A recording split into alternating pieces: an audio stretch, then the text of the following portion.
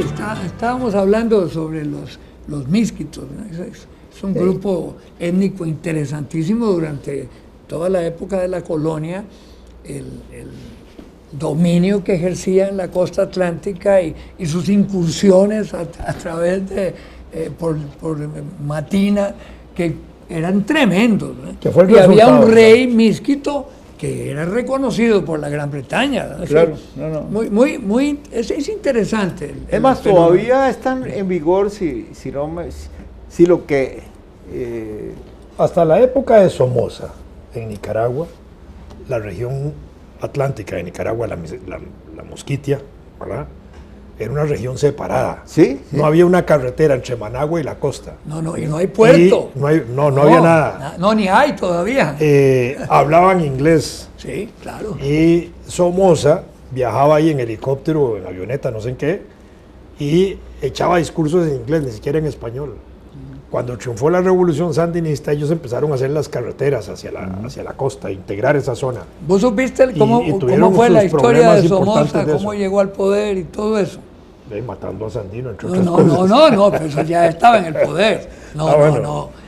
Él se hizo amante de la esposa del embajador norteamericano, que era una mujer muy guapa. Somoza García. Somoza García, claro, no tachitos, ¿no? Y entonces tenía un poder tremendo con la ocupación de los Marines, ¿verdad? Y tal, que lo dejaron realmente a él a cargo del poder. Esa es la historia. Bueno, así fue. Los marines están en dos etapas en Nicaragua. Una entran allá por 1910 hasta el 27, que es cuando va a pelear Jorge Bolio a Nicaragua. Sí, y claro. es cuando se levanta el líder, digamos, opositor a la intervención. Sandino. No, Benjamín, el otro, el del Frente Sur. ¿Cómo se llamaba? Ahorita me acuerdo, no es Sandino. Esa primera intervención termina en el 24 por un pacto entre el Partido Liberal y el Conservador Nicaragüense. Y en el 27 ambos partidos vuelven a pedir la intervención extranjera, que es cuando se levanta Sandino. En el 27 hasta el 84. Cuando la segunda etapa, que eran Benjamín Chamorro y Zelaya, los dos opositores, Chamorro y Zelaya.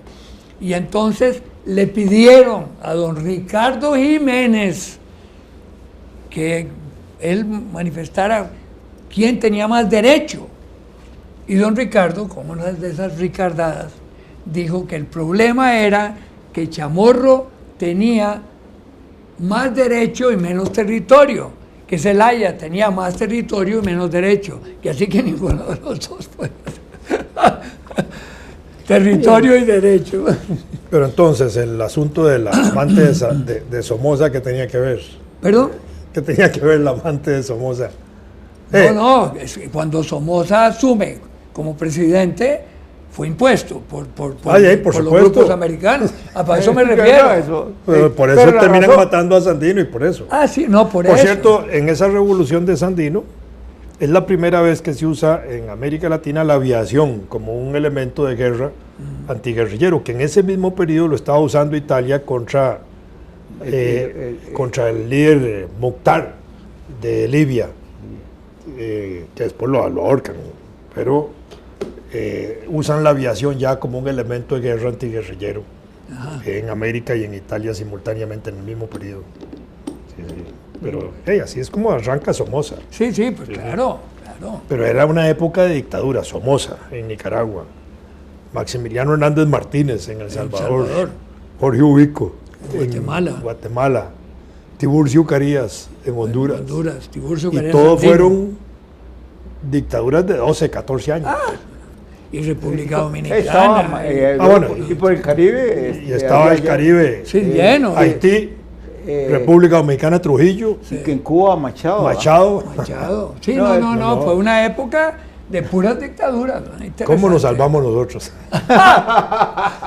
Bueno, es interesante porque eso demuestra, digamos, el patriarcalismo político. Y cuando pudo haber caído una dictadura en Costa Rica, resultó un militar muy civilista y hizo una labor extraordinaria. ¿Cuál?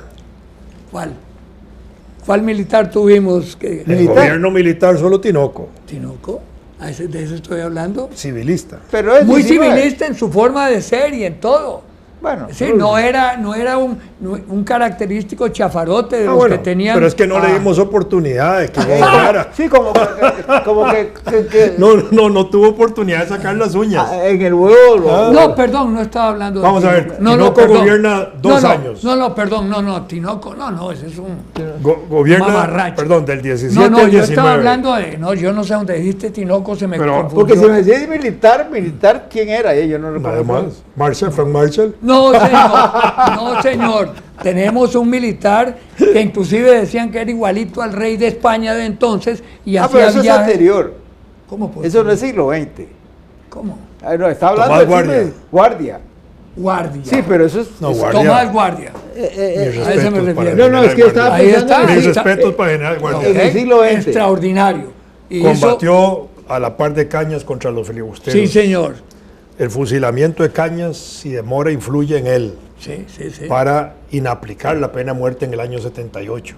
No, y para abolirla en el año 82 en vísperas de su muerte. ¿Yo por qué dije Tinoco? Vos fuiste que dijiste Tinoco y me fui yo. Lo que pasa es que porque pensamos en el siglo XX. Nosotros estamos en el siglo XX, en la época esta de los...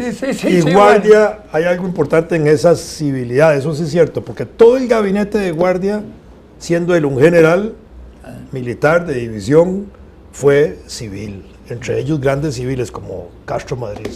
Que fueron parte de su gabinete. Sí. No, esa es su historia, claro. Ese es un caso. Pero que gobernó con mano dura también. Suspendió la Asamblea Constituyente. Carrillo también fue más mano dura sin ser militar. Sí, pero es admirable la administración de Guardia. Es decir, si la analizás en logros y en lo como que las de nosotros fueron comprimidos, porque si consideramos a ¿cómo se llama? A Ramírez, ¿verdad? General Ramírez. Y como que él en un momento dado, hasta que se puso duro. Sí, claro. No ahorcó a nadie, pero fueron 19 días, creo. 19 días. Pero ¿qué? Y Tinoco, en el caso de Tinoco, el gobierno dictatorial de él tiene 2 etapas. No, pero el gobierno dictatorial de él tiene 2 etapas. Uno de dictadura sin constitución y una etapa constitucional, que es de noviembre del 17 hasta que cae en el 19. Entonces eso puede confundir también a veces en que eso, sin embargo, fue súper represivo y dichosamente fue derrocado por lucha política, por lucha de resistencia en las ciudades y por lucha armada que hubo contra Tinoco. Porque hubo lucha armada y murió Marcelino García Flamenco y otros maestros que dieron su vida por la caída de Tinoco. Pero si él se hubiera permanecido en el poder, de pronto hubiéramos tenido una dictadura hasta su muerte en el año 32. No hubiera ido a morir a París. A él lo liquidó el asesinato de Joaquín. Cuando mataron a su hermano, se aflojó todo, porque ese era el fuerte. Bueno, pero lo que estaba demostrando el asesinato de Joaquín Tinoco era que estaba débil el gobierno. Sí, claro. Y Joaquín, digamos, tontamente, un hombre que siendo jefe de la seguridad de Tinoco caminaba solo en las calles. Sí, a caballo. Que andaba a caballo ahí cuando se lo apiaron. Sí. Decían que por un pleito de faldas, más que otra cosa. Sí, cuenta eso. Además, Beto Cañas decía que él sabía quién había matado. Y hay gente que lo comentaba. Yo nunca. Seguramente que sí, pero. Sí, la verdad es que ya cuando son pleitos de faldas, entonces uno se olvida de nombres y todo. Bueno, la caballerosidad Joaquín era muy faldero. Joaquín era muy faldero. Caballero no se acuerda de los nombres, dicen. Pero en ese caso, de ese caballero se sabía cuál era el caballero afectado. Sí. Hay una historia. Pero el otro militar, que no es militar, es don Pepe. Sí, pero no es militar. Pero es que don Pepe, llamarlo militar no es militar, estamos de acuerdo. Dirige una guerra. El cuento de aquello, creo que una vez lo comentamos aquí en esta mesa de café y de tertulias. De tragos. De la foto aquella de Figueres rodeado de militares. Sí.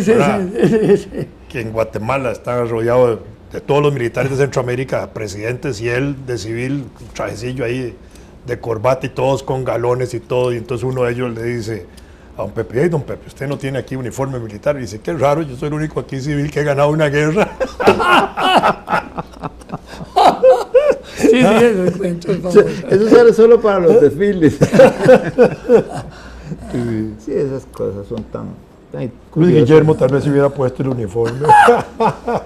De bombero. No, pero hubo una reunión en Nicaragua de ejércitos hace relativamente poco tiempo, en la que en realidad el ministro de Seguridad y su viceministra llegaron a participar Como observadores de Costa Rica, que es el papel de Costa Rica. Bueno, Sí, pero llegaron uniformados. Exacto. Sí. Y entonces fueron a las Pero fíjate, ve qué interesante. Ya Esa foto hay que conseguir. hay que conseguírsela, sí, porque Oíme, como estructura son legal, conocidos tuyos los dos. en la Pues yo recuerdo a Echeverría Brilli vestido de militar, pero en la época de la lucha antisomocista y que tenía que estar ahí metido en una frontera y era como normal eso. La Organización de Estados Centroamericanos jurídicamente está compuesta por una serie de consejos. Consejo Cultural y Educativo, Consejo tal, Consejo cual, ok.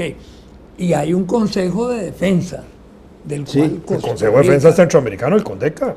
Sí, pero Costa Rica se abstiene. No, nosotros somos miembros observadores desde el año 60 y Sí, pico. observadores nada más. Porque yo recuerdo cuando Mario había Chalcuatier reuniones. representaba a Costa Rica ahí muy siempre. Bueno, Mario porque era embajador sí, allá. sí, claro. Iba en ¿cómo se llama? No, Mario nunca. Guayabera. En Guayabera. Sí. No, Él usaba la guayabera. Yo no me imagino a Fernando Berrocal vestido de militar, por ejemplo. No. por Creo que no debe tener una foto en ese no, aporte. hombre, jamás.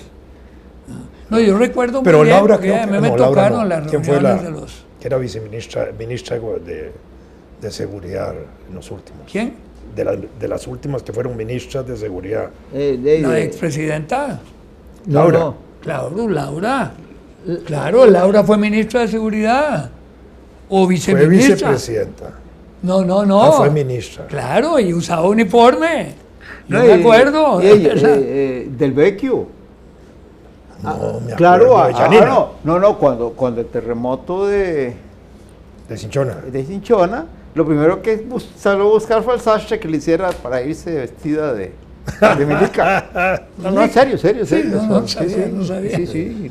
No, yo sí me acuerdo de Laura, vestida con los pantalones y toda, puro militar. ¿verdad? Me acuerdo perfectamente. Los edecanes Yo me acuerdo, militares. sí, Ya, ya la recordé ahora. Ya te acordaste. Y fue una razón muy particular. ¿Por qué? No, porque le estaba recordando la circunstancia, pero no importa. De los Espérate a medio palo. Capítulo. De los edecanes militares, al último presidente que yo recuerdo con edecanes militares era Daniel Oduber.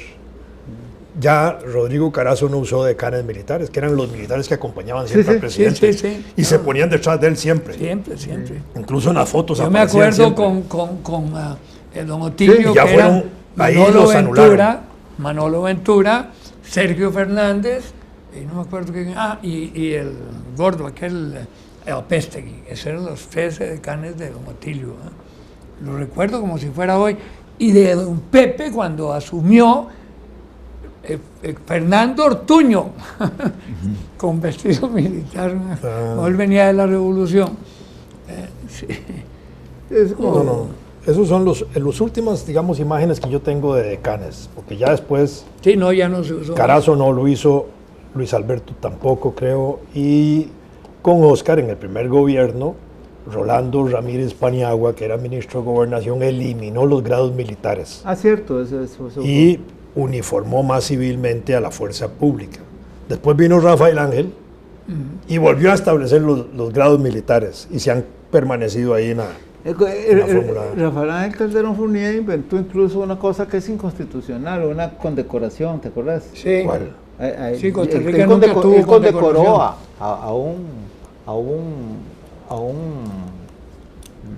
una personalidad Sí, no, extranjera. Juan Santamaría. Era Así se esa. llama. A la abuela no lo habrían permitido. Sí, bueno, pero así se llama la condecoración. No se llamaba Era para no sé, el gran Yiguirro, no era, porque esa parte es el águila tal o el águila. Juan Santa María, así se llama. Así se llama. Y condecoran gente y todo, y eso no es constitucional. Esa es una condecoración falsa, china, digamos, hecha made in China. Yo conocí un embajador que otorgaba condecoraciones nacionales sin que existieran? Ah, bueno, eso es otra historia. ¿Quién fue el que dijo, cuando le iban a condecorar, que era el único que no tenía la condecoración de Francia esa, de la famosa... La orden. Sí, la orden, no. De la Legión. La Legión de Honor. Y dijo, no, yo tengo el honor de no ser el único que no tiene la Legión de Honor. Yo conozco el caso de Gerardo Trejos. Gerardo Trejos, cuando le condecoraron, Taiwán lo condecoró, dijo en el discurso que él no sabía por qué no se había salvado de esa condecoración.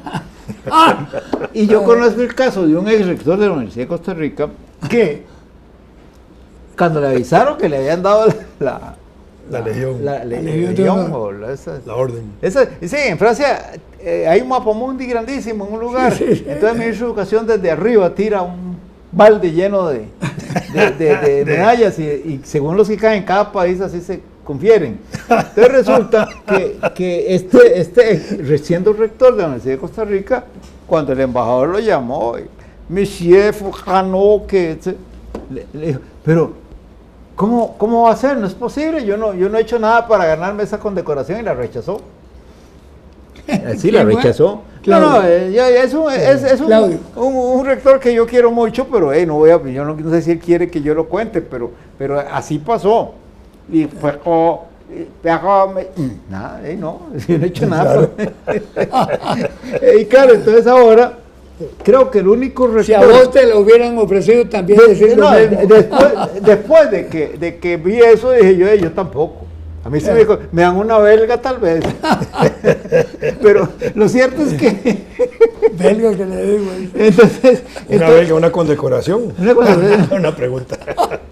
Pero el punto una belga. El punto es que a mí eso me dejó perplejo al principio y me dije, sí, tiene razón.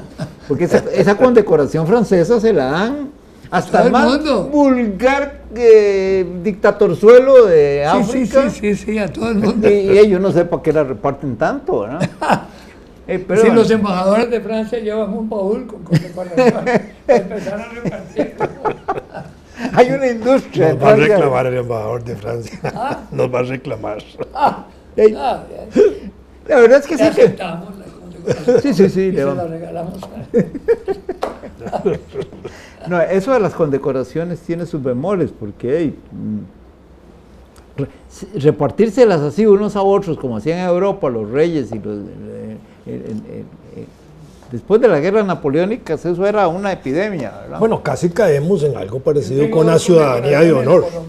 Casi caemos en algo parecido con la ciudadanía de honor, cuando se la quisieron dar al entrenador de fútbol a Pinto. Sí, porque dirigió la selección, porque salimos bien, ya le iban a dar la ciudadanía de honor. Ya eso era... Sí, no, eso era demasiado, sí. Eso debería ser por méritos... Dos condecoraciones colombianas. En Francia, son muy decorativos. En francés hay un chiste que está en una novela, pero no me acuerdo cuál. Porque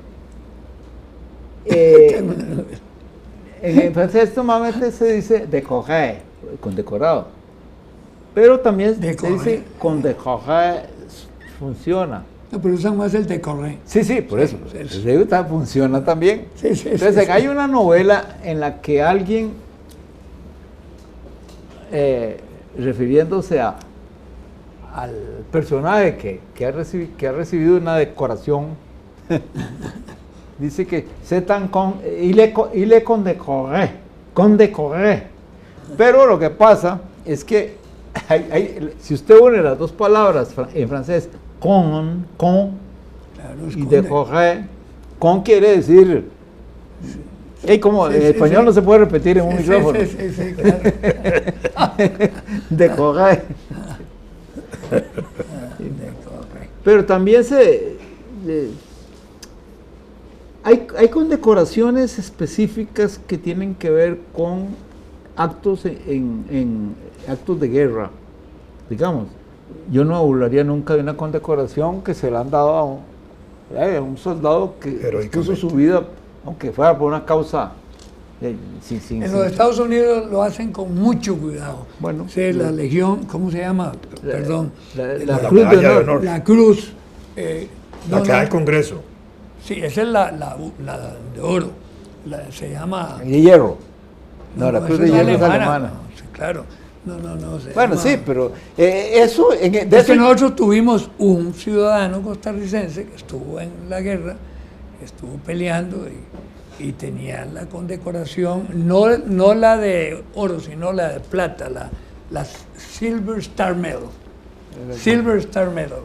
Y él tenía una pensión y todo. Así que a propósito de ciudadanos que participaron en la Segunda Guerra. Sí, claro. Porque se acaba de hacer un homenaje recientemente al doctor Carlos Collado Martínez, sí. que murió fusilado en el año 44, después de torturado en Italia. Y me parece que es un acto muy bien hecho, muy bien reconocido, y que le hicieron un busto precioso ahí en el Parque Morazán, que lo llaman Esquina de Paz o algo así, lo llaman, tiene un nombre diferente.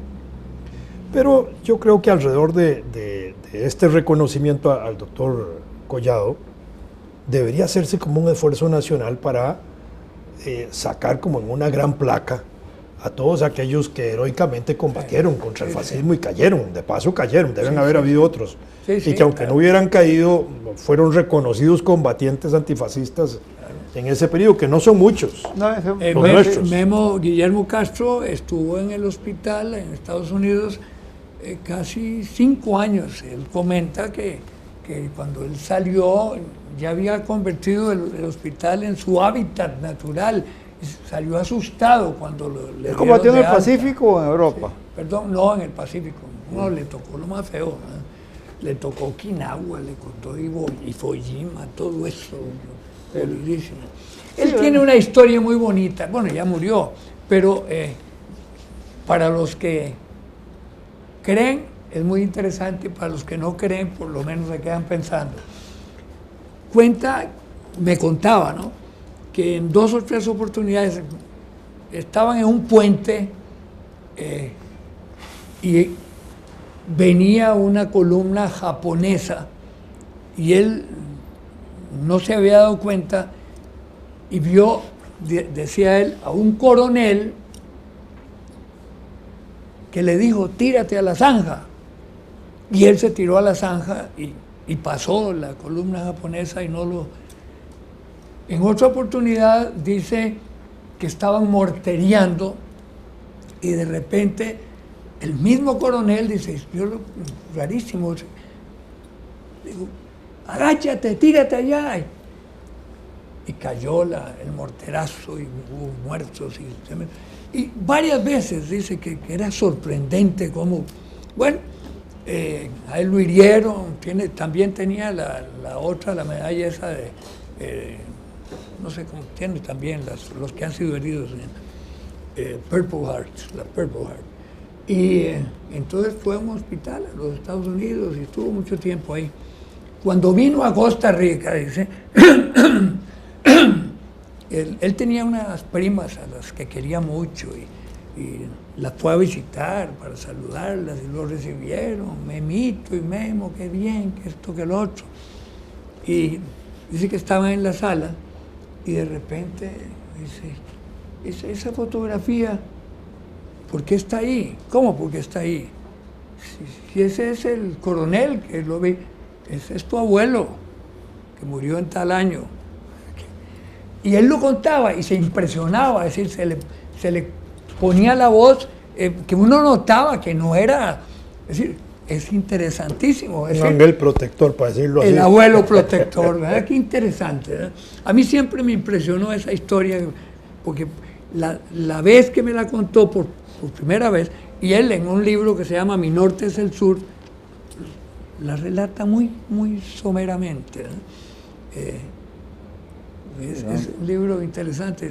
¿Vos no lo lees? Mi Norte es el Sur. No, ni lo conozco. Sí, él estaba entonces el norte de él era Mi Norte es el Sur es el lema, pero muy ¿en qué año publicó ese libro? Ese libro lo debe haber publicado hace unos 25 años más o menos. Porque hay una organización en España, en Extremadura, no me acuerdo cómo se llama, que por cierto publicó un libro mío, cual hace que sea mala. Entonces resulta que tienen un mapa de América Latina al revés. Y el lema es Mi norte es el sur. Qué interesante. Bueno, aterricemos en el sur, sería interesante.